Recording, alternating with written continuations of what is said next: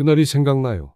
1987년 3월 중학교 2학년 새 학기 첫날이었습니다. 전학생인 저는 낯선 교실에서 혼자 서 있었어요. 아이들은 모두 짝을 이뤄 떠들고 있었는데 저만 덩그러니 남겨진 기분이었죠. 그때 한 아이가 다가왔어요. 키는 반에서 제일 작았지만 목소리만큼은 제일 컸습니다. 야, 너 새로 온 애지? 나 정민수야. 어디서 왔어? 성호예요. 부산에서 왔습니다. 부산? 와, 멀리서 왔네. 뭐 잘하는 거 있어? 공부? 운동? 축구 좀 해봤어요. 민수의 눈이 반짝였어요. 오, 진짜? 그럼 점심시간에 운동장 나와. 우리 팀 골키퍼가 졸업해서 없거든. 그게 민수와의 첫 만남이었어요. 점심시간에 운동장에 나가보니 민수가 이미 친구들을 모아놓고 있더라고요. 얘들아, 새로운 성호야. 골키퍼 한다니까. 우리 팀이야. 민수야, 또 데려왔네? 이번엔 진짜 잘할 것 같은데? 친구들이 웃으며 저를 맞아줬어요. 민수는 이미 반 아이들 사이에서 인기가 높았습니다. 말재주가 좋고 분위기를 잘 만들어서 모든 아이들이 민수를 따랐거든요. 축구를 해보니 민수는 정말 축구를 잘했어요. 드리블은 물론이고 패스 센스도 뛰어났습니다. 하지만 무엇보다 팀워크를 중시했어요. 성호야, 괜찮아. 천천히 해. 처음이니까 실수할 수 있지. 제가 실수를 해도 민수는 격려해줬습니다. 다른 아이들도 민수를 따라 저를 응원해줬어요.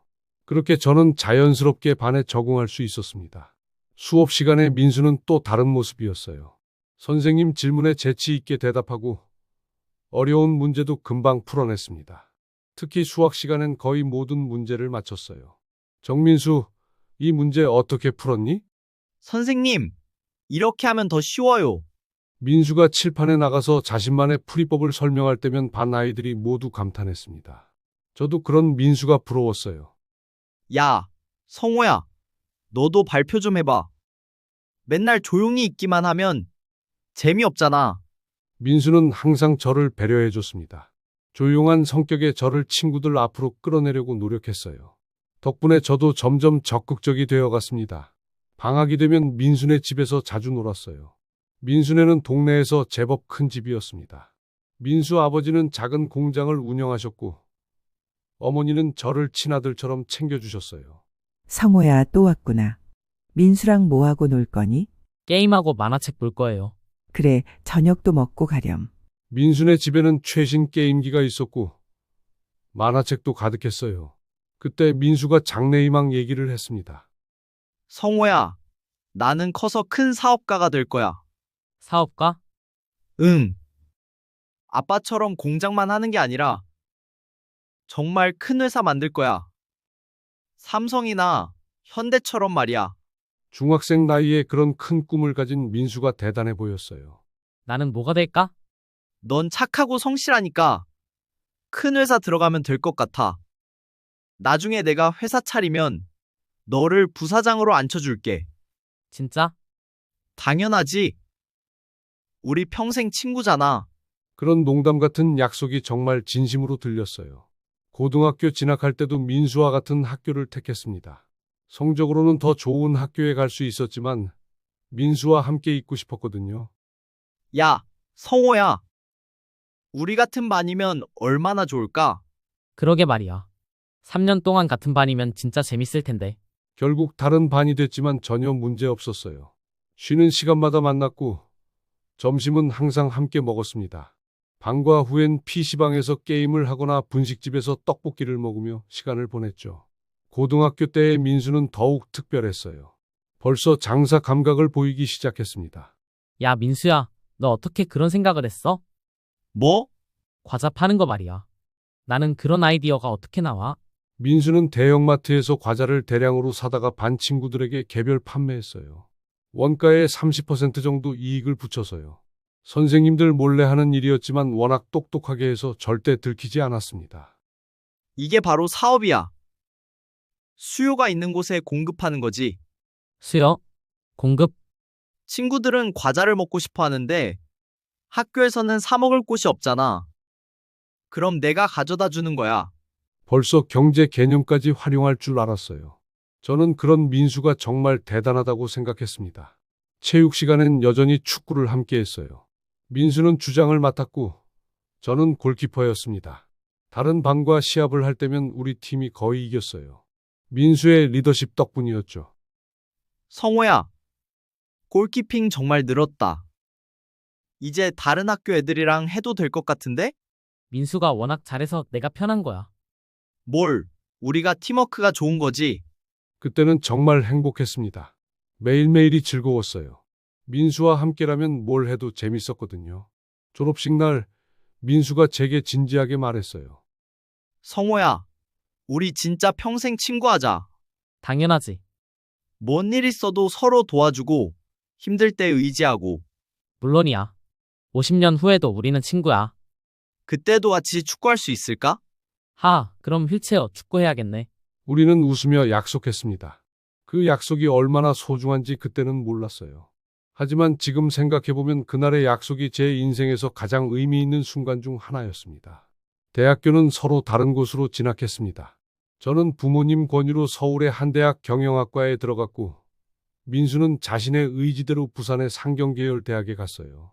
물리적 거리는 멀어졌지만 우정은 전혀 변하지 않았습니다. 한 달에 한 번은 꼭 만났어요. 서울역이나 부산역에서 만나서 대학가 술집으로 갔습니다.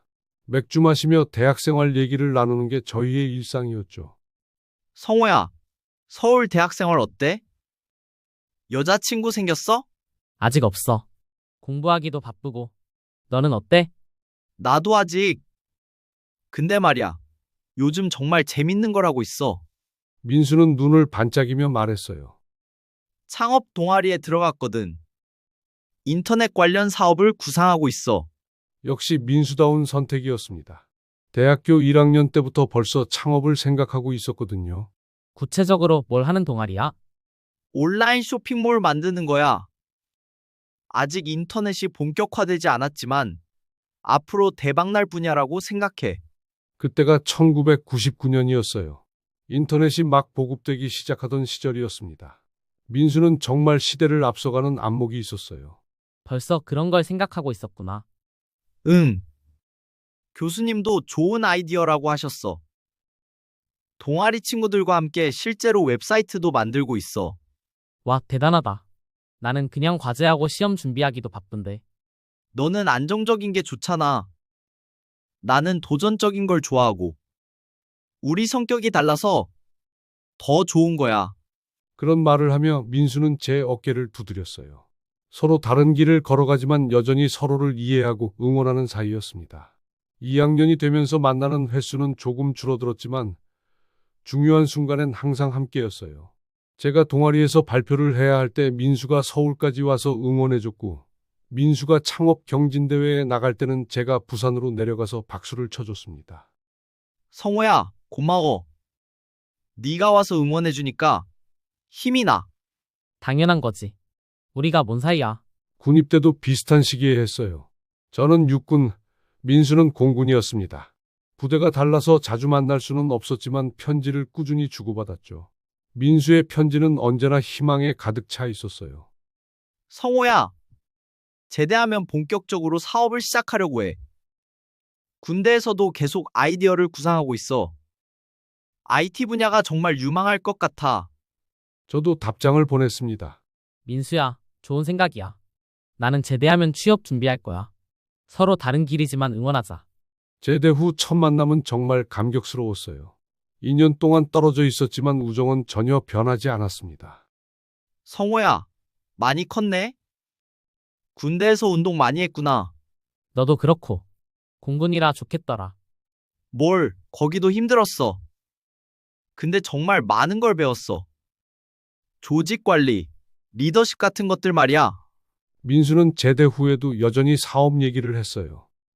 성호야, 나 정말 큰 사업 하나? 구상하고 있어. 어떤 거? 아직 구체적으로 말할 단계는 아니지만 IT와 유통을 결합한 거야. 온라인과 오프라인을 연결하는 새로운 비즈니스 모델이야. 와, 복잡하게 들린다. 복잡하지만 성공하면 정말 큰 돈을 벌 수 있어. 넌 취업은 어떻게 생각하고 있어? 대기업 공채 준비 중이야. 안정적인 게 좋을 것 같아서. 그래, 너는 그게 맞는 것 같아. 나는 모험을 좋아하지만 너는 신중하잖아. 서로 다른 강점이 있는 거야. 각자의 길을 걸어가기 시작했습니다. 저는 치열한 취업 준비를 했고, 민수는 대학 친구들과 함께 작은 IT 회사를 창업했어요. 사무실은 작았지만 민수의 열정은 대단했습니다. 성호야, 우리 사무실 구경 와봐. 처음 민수의 회사를 방문했을 때의 기억이 생생해요. 작은 원룸 같은 공간에 컴퓨터 몇 대와 책상이 전부였지만 민수와 직원들의 눈빛은 살아 있었습니다. 어때? 작지? 아니야. 시작이니까 이 정도면 괜찮은 것 같은데? 고마워. 앞으로 더 크게 키울 거야. 저는 운 좋게 대기업 공채에 합격했어요. 민수가 제일 먼저 축하해줬습니다. 성호야, 축하해. 역시 넌 할 줄 알았어. 고마워. 이제 안정적으로 살 수 있을 것 같아. 부러워. 나는 아직 월급도 제대로 못 받고 있어. 괜찮아. 내 사업이 성공하면 나보다 훨씬 많이 벌 거잖아. 회사 다니면서도 민수와의 만남은 계속됐습니다. 한 달에 한 번 정도 만나서 맥주 한잔하는 게 저희의 루틴이었어요. 요즘 회사는 어때? 아직 힘들어. 매출은 조금씩 늘고 있는데 비용이 더 많이 들어가. 그래도 포기하지는 마. 당연하지. 이제 시작인데. 투자자들도 관심 보이고 있어. 민수는 힘들어도 항상 희망적이었어요. 그런 모습이 저에게는 부러웠고 존경스러웠습니다. 2010년 민수에게 큰 일이 생겼어요. 결혼을 한다는 거였죠. 성호야, 나 결혼해. 진짜? 언제부터 사귀었어? 작년부터 회사 일로 만났는데 좋은 사람이야. 신부될 분은 은지 씨였어요. 인테리어 회사에서 일하는 똑똑하고 아름다운 여성이었습니다. 성호야, 네가 사회를 봐줬으면 좋겠어. 나를? 당연하지. 30년 지기 친구가 누구야? 내 결혼식 사회는 네가 아니면 안 돼. 정말 영광스러웠어요. 가장 친한 친구의 결혼식 사회를 맡는다는 게 말이죠. 민수의 결혼식은 정말 성대했습니다. 호텔에서 200명이 넘는 하객이 참석했어요. 저는 사회자로서 최선을 다했습니다. 신랑 정민수 씨는 중학교 때부터 제가 알고 지낸 소중한 친구입니다. 꿈이 크고 의지가 강하며 무엇보다 따뜻한 마음을 가진 사람이죠. 신부 은지 씨와 함께 행복한 가정을 이룰 거라 확신합니다. 하객들의 박수가 우레와 같았어요. 민수도 정말 만족스러워했습니다. 성호야, 정말 고마워. 사회 완벽했어. 당연한 거지. 네 결혼식인데. 2년 후 제 차례가 왔어요. 대학 동기였던 수진이와 결혼을 하게 됐는데 민수가 축의금을 가장 크게 냈습니다. 성호야, 축하해. 수진이 정말 예쁘고 좋은 사람이야. 고마워. 그런데 축의금 너무 많이 낸 거 아니야? 친구인데 뭘. 나중에 내가 어려울 때 도와주면 되지. 그때는 그냥 농담인 줄 알았어요. 설마 정말로 도움을 요청할 줄은 꿈에도 몰랐습니다. 아이가 태어났을 때도 민수가 제일 먼저 축하해줬어요. 병원까지 달려와서 갓 태어난 아기를 보고는 감격해했습니다. 우와, 진짜 성호 닮았다. 똑똑하게 생겼어. 민수 삼촌이라고 불러야겠다. 하하, 벌써 삼촌이라니. 나도 빨리 아빠가 되고 싶네. 돌잔치 때도 민수는 참석해서 큰 축하금을 냈어요. 정말 가족 같은 사이였습니다. 얼마 후 민수에게도 아들이 생겼어요. 저 역시 병원에 달려가서 축하해드렸고 돌잔치에도 참석했습니다. 성호야, 우리 정말 신기하지? 이렇게 서로 가족같이 지내는 친구가 몇이나 될까? 그러게 말이야. 우리는 진짜 평생 친구인 것 같아. 앞으로도 계속 이렇게 지내자. 당연하지. 그때만 해도 그 우정이 영원할 줄 알았습니다. 하지만 인생이란 참 예측할 수 없는 것이더군요. 2008년 여름, 잊을 수 없는 날이었습니다. 평소보다 일찍 퇴근해서 집에서 저녁을 먹고 있는데 민수에게서 전화가 왔어요. 목소리가 평소와 완전히 달랐습니다. 성호야, 지금 시간 있어? 응, 있어. 그런데 목소리가 왜 그래? 감기 걸렸어? 아니야. 만나서 얘기할 수 있을까? 좀 급한 일이 있어서. 뭔가 심상치 않다고 느꼈어요. 민수는 원래 밝고 당당한 성격인데 목소리에 기운이 없었거든요. 무슨 일인데? 전화로 말하면 안 돼. 직접 만나서 얘기해야 할 것 같아. 제발 시간 좀 내줘. 간절한 목소리였어요. 30년 친구가 이렇게까지 부탁하는 걸 보면 정말 중요한 일인 것 같았습니다. 알겠어. 어디서 만날까? 우리 자주 가던 호프집으로 와줘.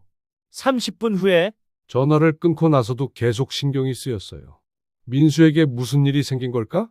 사업이 잘 안 되고 있다는 얘기는 들었지만 이렇게까지 심각한 줄은 몰랐거든요. 호프집에 도착했을 때 민수는 이미 와서 기다리고 있었어요. 하지만 그의 모습을 보고 깜짝 놀랐습니다. 완전히 다른 사람이 되어 있었거든요.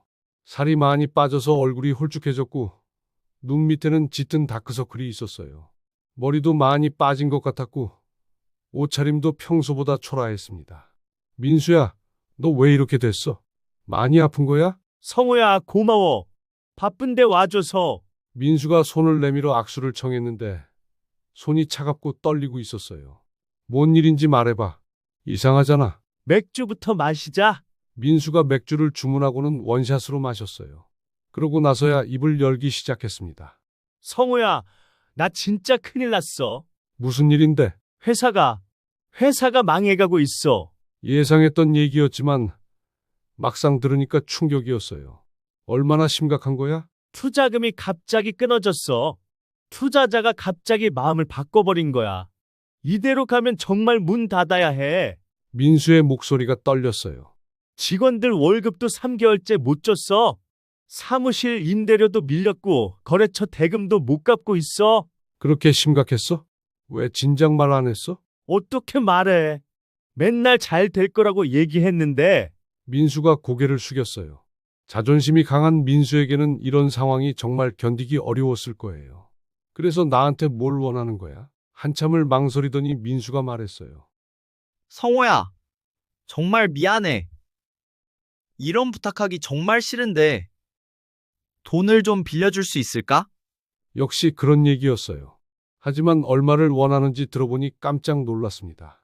1억? 응, 나도 이런 부탁하기 싫어. 정말 싫어. 근데 다른 방법이 없어. 1억이라는 금액이 실감이 나지 않았어요. 저에게도 결코 작은 돈이 아니었거든요. 민수야, 1억은 정말 큰 돈이야. 나도 그렇게 여유가 있는 상황이 아니고. 알고 있어. 너도 집 대출 있고 아이도 어리고 다 알고 있어. 민수의 눈에서 눈물이 흘렀어요. 30년 친구가 제 앞에서 우는 걸 처음 봤습니다. 근데 성호야, 너 말고는 정말 부탁할 사람이 없어. 부모님도 이미 가진 거 다 털어서 도와주셨고 은행에서 대출은? 한 개까지 다 받았어. 더 이상 나오지 않아.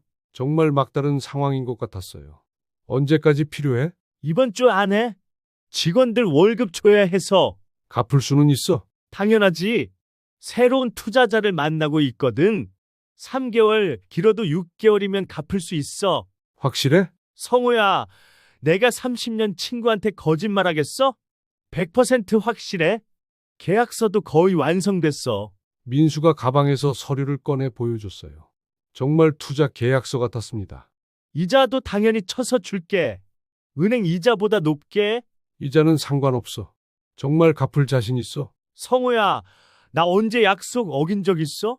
30년 동안 한 번도 없잖아. 맞는 말이었어요. 민수는 약속을 잘 지키는 친구였습니다. 거짓말도 하지 않는 사람이었고요. 하지만 1억은 정말 큰 돈이었어요. 저희 집 전 재산의 절반에 가까운 금액이었거든요. 좀 생각해 볼 시간을 줄 수 있어? 성우야, 제발. 시간이 없어. 이번 주에 직원들 월급 안 주면 다들 떠날 거야. 그렇게 급해? 응. 벌써 몇 명이 그만둔다고 했어.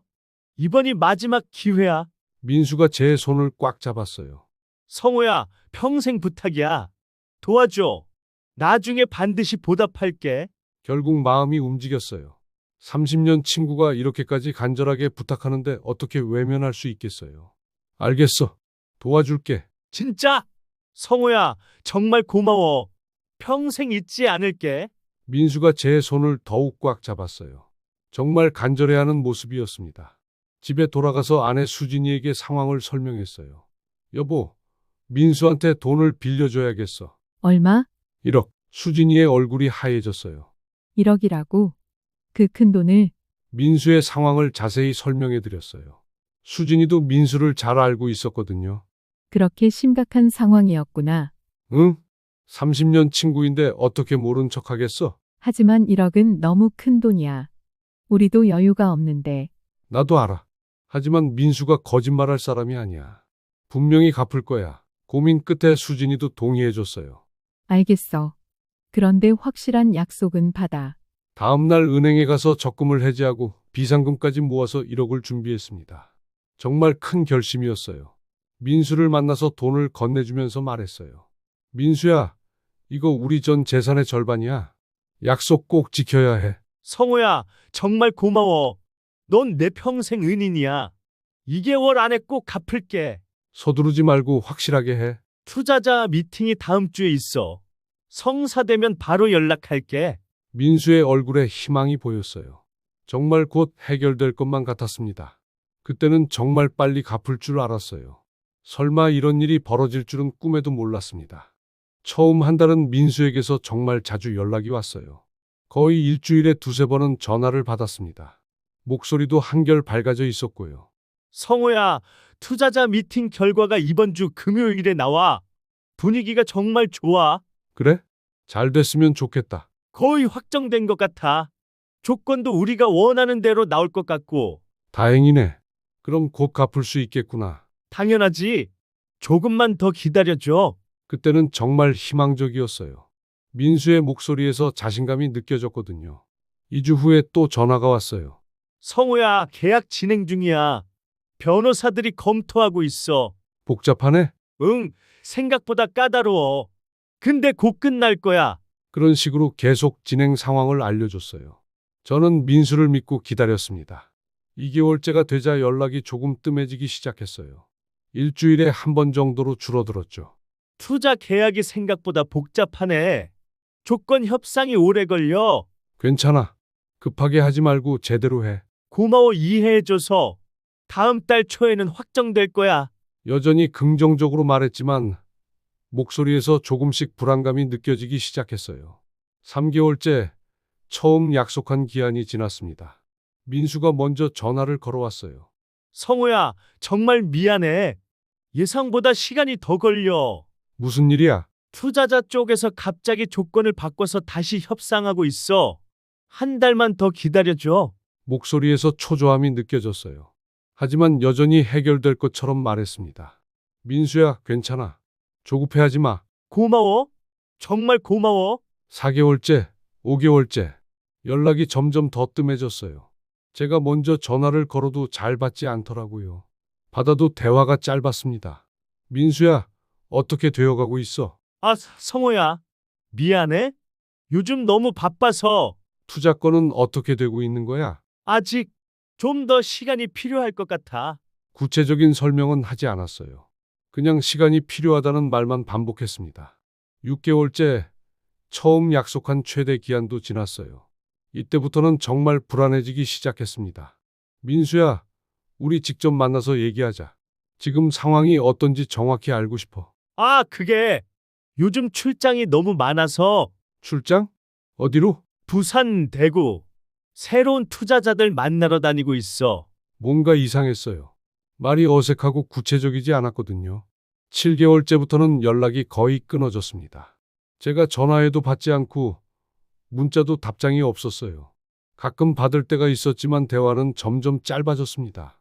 민수야, 언제쯤 갚을 수 있을 것 같아? 조금만 더, 정말 조금만 더 기다려줘. 구체적으로 언제? 이번 달 말에는, 아니 다음 달 초에는 확실히? 똑같은 말의 반복이었어요. 약속 시한은 계속 미뤄졌습니다. 8개월째, 9개월째. 정말 답답했어요. 민수는 계속 피하기만 했고 만나자고 해도 핑계만 댔습니다. 민수야, 정말 언제 만날 수 있어? 다음 주에, 아니 다다음 주에 시간 나면 연락할게. 하지만 연락은 오지 않았어요. 1년이 지났을 때 저는 참을 수 없었습니다.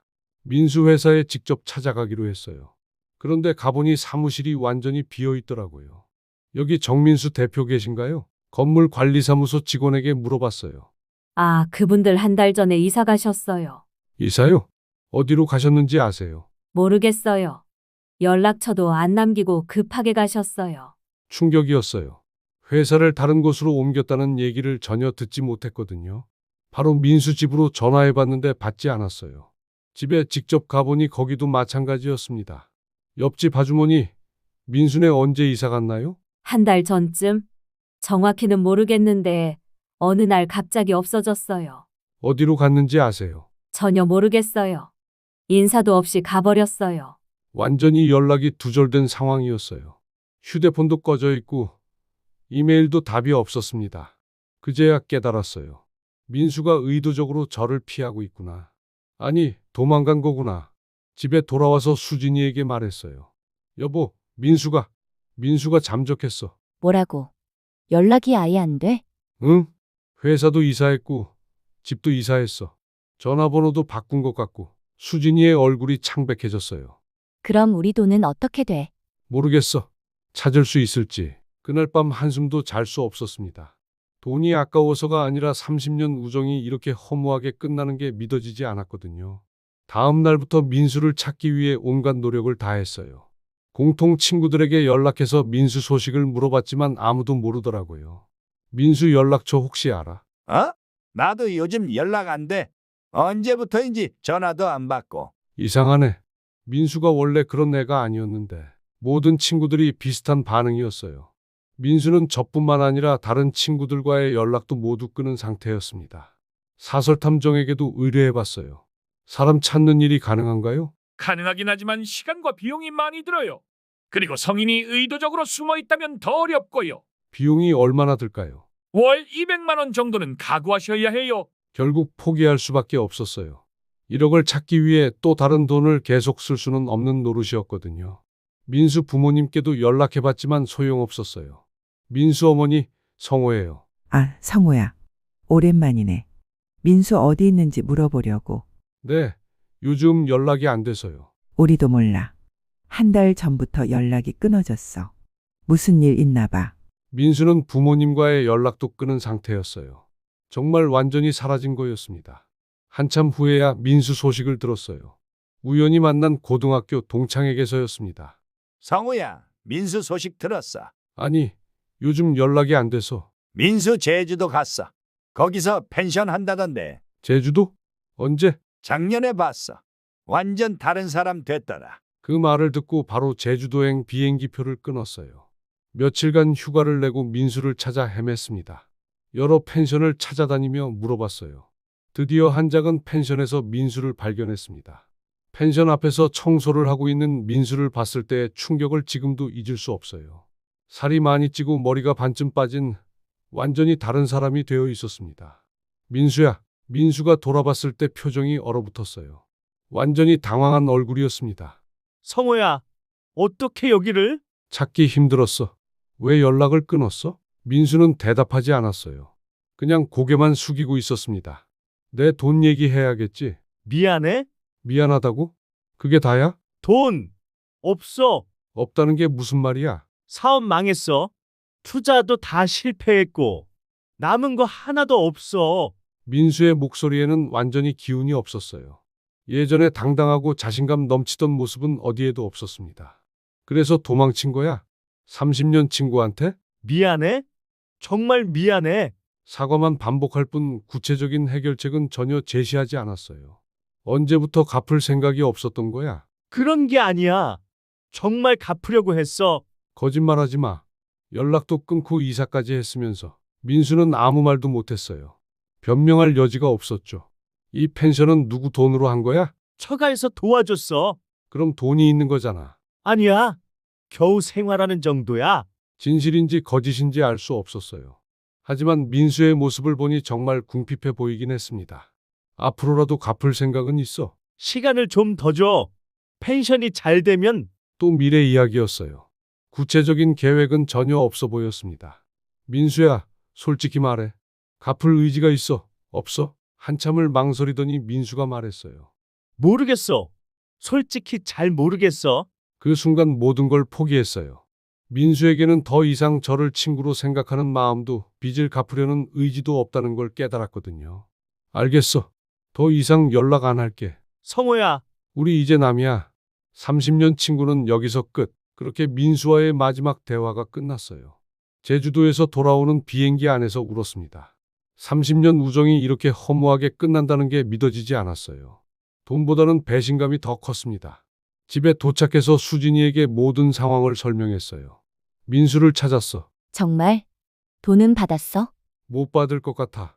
갚을 의지 자체가 없어 보여. 그럼 우리 1억은 어떻게 되는 거야? 포기해야겠어. 더 이상 기대하지 말자. 수진이도 충격을 받았지만 저보다는 현실적으로 받아들였어요. 돈보다는 당신이 상처받은 게 더 걱정이야. 고마워. 시간이 해결해 줄 거야. 그날부터 민수와 관련된 모든 걸 정리했습니다. 연락처를 삭제하고 함께 찍은 사진도 모두 버렸어요. 30년간의 추억을 지우는 작업이었죠. 하지만 마음속에서 민수를 완전히 지우는 건 불가능했어요. 가끔 민수와의 추억이 떠오르면 가슴이 아팠습니다. 왜 이렇게 됐을까? 혼자 중얼거릴 때가 많았어요. 정말 이해할 수 없었거든요. 그렇게 믿었던 친구가 어떻게 이럴 수 있는지. 무엇보다 화나는 건 민수의 태도였어요.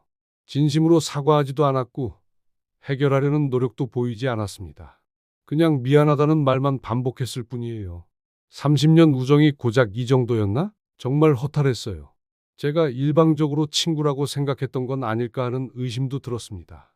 주변 사람들에게는 자세히 말하지 않았어요. 민수의 잘못을 퍼뜨리고 싶지 않았거든요. 그래도 최소한의 예의는 지키고 싶었습니다. 민수랑 요즘 연락 안 해? 가끔 친구들이 물어볼 때가 있었어요. 응, 바쁘다 보니까. 민수 사업은 잘 되나? 잘 모르겠어. 구체적으로 말하지 않았어요. 민수가 잘못했다고 해도 30년 친구였던 사람의 체면은 지켜주고 싶었거든요. 하지만 제 성격은 많이 바뀌었어요. 사람을 쉽게 믿지 않게 됐고 특히 돈 문제에서는 더욱 조심스러워졌습니다. 아빠, 친구가 용돈 빌려달라고 하는데 빌려줘도 돼? 아들이 그런 질문을 할 때가 있었어요. 얼마나? 5만 원. 친구끼리는 돈 거래 안 하는 게 좋아. 왜요? 친구인데. 친구이기 때문에 더 조심해야 해. 아들에게는 민수 얘기를 자세히 하지 않았지만 제 경험이 영향을 미쳤죠. 회사에서도 비슷한 일이 있을 때마다 민수가 생각났어요. 과장님, 급한 일이 생겨서 돈 좀 빌려주실 수 있을까요? 후배가 그런 부탁을 할 때였어요. 얼마나? 300만 원만. 예전 같으면 바로 도와줬을 텐데 이제는 주저하게 됐어요. 언제까지 갚을 수 있어? 다음 달 월급 받으면 바로 갚겠습니다. 결국 도와주긴 했지만 마음이 편하지 않았어요. 민수 때문에 생긴 트라우마였죠. 다행히 후배는 약속을 지켰어요. 다음 달에 정말 돈을 갚더라고요. 그때 조금 안심했습니다. 사람이 다 민수 같지는 않구나. 하지만 여전히 조심스러운 마음은 남아 있었어요. 가끔 인터넷에서 민수 이름을 검색해 보기도 했어요. 혹시 무슨 소식이 있을까 해서요. 하지만 별다른 정보는 나오지 않더라고요. 민수는 지금 뭘 하고 살까? 궁금하긴 했지만 더 이상 찾으려고 하지는 않았어요. 이미 마음속에서 정리를 끝냈거든요. 그렇게 5년이 흘렀어요. 민수에 대한 원망도 많이 줄어들었습니다. 대신 안타까운 마음이 더 컸어요. 민수도 나름 힘들었겠지. 나이가 들면서 이해하려고 노력하게 됐어요. 민수도 억지로 그런 선택을 한 게 아닐까 싶었거든요. 하지만 여전히 서운한 건 변하지 않았어요. 단 한 번이라도 진심으로 사과했으면 좋았을 텐데 그것조차 제대로 못 들었으니까요. 미안하다는 말 한마디가 그렇게 어려웠을까? 지금도 가끔 그런 생각이 들어요. 동창회에 가면 가끔 민수 얘기가 나와요. 민수는 요즘 소식이 없네? 그러게 말이야. 예전에는 제일 활발했는데. 다들 의아해합니다. 민수는 원래 사교적이고 동창회도 빠지지 않던 사람이었거든요. 혹시 무슨 일 있었나? 잘 모르겠어. 여전히 구체적으로 말하지 않아요. 그게 제가 지킬 수 있는 마지막 예의라고 생각해서요. 최근에는 민수에 대한 마음이 조금 더 편해졌어요. 원망보다는 그리움이 더 큰 것 같아요. 언젠가는 다시 만날 수 있을까? 그런 생각도 가끔 해요. 하지만 만난다고 해서 예전으로 돌아갈 수는 없겠죠. 어느덧 저도 환갑을 맞았습니다. 민수와 헤어진 지 벌써 15년이 지났어요. 그동안 정말 많은 일이 있었죠. 아들은 대학을 졸업하고 좋은 회사에 취직했습니다. 결혼도 하고 손자까지 보게 됐어요. 저 역시 회사에서 상무까지 승진했고 경제적으로도 안정됐습니다. 1억이라는 돈은 이제 저에게 그리 큰 부담이 아니에요. 하지만 마음의 상처는 여전히 남아 있습니다. 가끔 꿈에 민수가 나타나요. 주로 중학교나 고등학교 때 모습으로 나타나죠. 운동장에서 축구하던 모습, 분식집에서 떡볶이 먹던 모습들이요. 성호야, 패스. 꿈속에 민수는 여전히 밝게 웃고 있어요. 그때는 정말 순수했는데 깨고 나면 허탈합니다. 현실은 그렇지 않으니까요. 최근 들어서는 민수 생각이 더 자주 나요. 나이가 들어서 그런가 봅니다. 젊을 때의 추억들이 더 소중하게 느껴져요. 여보, 또 민수 생각해. 수진이가 제 표정만 봐도 알아요. 결혼한 지 30년이 넘다 보니 눈치가 빨라졌죠. 응? 오늘 회사에서 비슷한 일이 있었거든. 또 누가 돈 빌려달라고 했어. 후배가 어려운 일이 있다고 도와달라고 하는데 순간 민수가 생각났어. 결국 도와주긴 했지만 여전히 마음 한편이 불안했어요. 민수 때문에 생긴 트라우마는 쉽게 사라지지 않더라고요. 민수 일로 인해 제 성격도 많이 바뀌었어요. 예전보다 신중해졌고 사람을 함부로 믿지 않게 됐습니다. 아버지는 왜 그렇게 계산적이세요? 아들이 그런 말을 할 때가 있어요. 계산적인 게 아니라 신중한 거야. 그래도 너무 차갑게 느껴져요. 아들에게는 민수 이야기를 자세히 해주지 않았어요. 아직 인생 경험이 부족해서 이해하기 어려울 것 같거든요. 하지만 가끔 궁금해요. 민수는 지금 뭘 하고 살까? 가족들은 잘 있을까? 혹시 저를 생각하고 있을까? 인터넷에서 민수 이름을 검색해 보기도 해요. 하지만 특별한 정보는 나오지 않더라고요. 완전히 자취를 감춘 것 같아요. 제주도에 여행을 갈 때면 혹시나 해서 그 펜션 근처를 지나가기도 해요. 하지만 민수는 보이지 않아요. 아마 그것도 떠났을 거예요. 동창회에 가면 여전히 민수 얘기가 나와요. 민수는 정말 연락이 안 되네. 그러게 말이야. 완전히 사라졌어. 원래 그런 애가 아니었는데 무슨 일이 있었나 봐. 다들 의아해하지만 저는 여전히 구체적으로 말하지 않아요. 그게 제가 지킬 수 있는 마지막 배려라고 생각해서요. 최근에는 민수에 대한 감정이 많이 바뀌었어요. 원망보다는 안타까움과 그리움이 더 큰 것 같아요. 민수도 많이 힘들었겠지. 나이가 들면서 상대방 입장에서 생각해 보게 됐어요. 민수도 어쩔 수 없는 상황이었을 수도 있겠다는 생각이 들어요. 물론 연락을 끊고 도망간 건 잘못이에요. 하지만 그럴 수밖에 없을 정도로 절망적이었을 수도 있잖아요. 만약 민수가 지금 연락을 한다면 가끔 그런 상상을 해봅니다. 어떻게 반응할까요? 솔직히 복잡한 마음이에요. 만나고 싶기도 하고, 만나기 싫기도 하고, 화나기도 하고, 그립기도 하고. 하지만 한 가지는 확실해요. 진심으로 사과한다면 용서할 마음은 있어요. 돈을 갚으라고 하지는 않을 거예요. 이제 그 정도 돈은 저에게 큰 의미가 없거든요. 미안하다. 는 말 한마디면 충분해요. 30년 우정이 완전히 무의미하지는 않았다는 걸 확인할 수 있다면요. 휴대폰 번호를 바꾸지 않고 그대로 쓰는 이유도 그 때문이에요. 혹시 민수가 연락할까 봐서요. 만약 민수에게서 연락이 온다면 뭐라고 할 거야? 수진이가 물어볼 때가 있어요. 잘 모르겠어. 그때 가봐야지. 정말 복잡한 심정이에요. 하지만 최소한 들어는 볼 생각이 있어요. 요즘은 손자와 놀면서 민수 생각을 해요. 할아버지, 친구가 뭐예요? 손자가 그런 질문을 할 때가 있어요.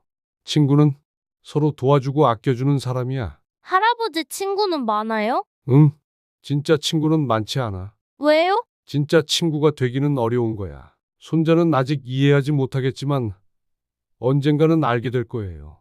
친구라는 게 얼마나 소중하고 또 얼마나 어려운 관계인지. 민수와의 30년을 돌이켜보면 후회되는 것도 많아요. 좀 더 빨리 연락했으면 어땠을까? 좀 더 적극적으로 도왔으면 어땠을까? 하지만 이미 지난 일이에요. 되돌릴 수는 없죠.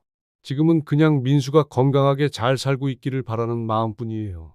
언젠가, 정말 언젠가는 다시 만날 수 있을 거라고 믿어요. 그때 서로, 그래, 오랜만이다, 라고 말할 수 있을까요? 예전처럼 웃으면서 악수할 수 있을까요? 잘 모르겠어요. 하지만 희망은 버리지 않으려고 해요. 민수야, 혹시 이 이야기를 듣고 있다면 연락해줘. 우리 서로 할아버지 되기 전에 한 번은 만나자. 30년 우정이 이렇게 끝나는 건 너무 아쉬워. 이제 와서 돈을 갚으라고 하지는 않을 거야. 그냥 미안했다. 는 말 한마디만 들을 수 있다면 그것만으로도 충분해. 그게 제 마지막 바람입니다.